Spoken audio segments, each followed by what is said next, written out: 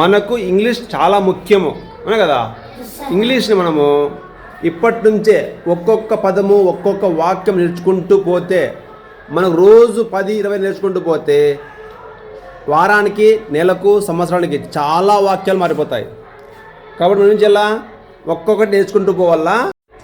Anyone ఎవరికైనా, anybody ఎవరికైనా, anything ఏదైనా, ఎవరీవన్ అందరూ, ఎవరిబడీ ప్రతి ఒక్కరూ, ఎవ్రీథింగ్ అన్ని, సమ్వన్ ఎవరో ఒకరు, సంబడి ఎవరో ఒకరు, సంథింగ్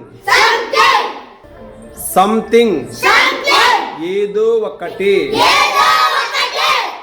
నో వన్ ఎవరు లేరు, నోబడి ఎవరు లేరు, నథింగ్ ఏమీ లేదు,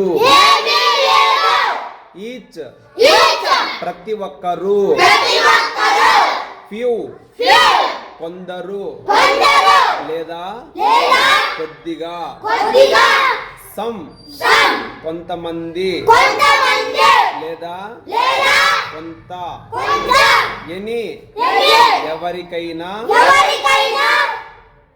ఏదైనా. వీటిని బాగా నేర్చుకోవాలి మనము.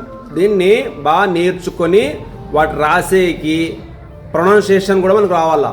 వీటిని తెలుగులో చెప్తే ఇంగ్లీష్ చెప్పాలా, ఇంగ్లీష్లో అడిగితే తెలుగు చెప్పాలా. అర్థమైందా?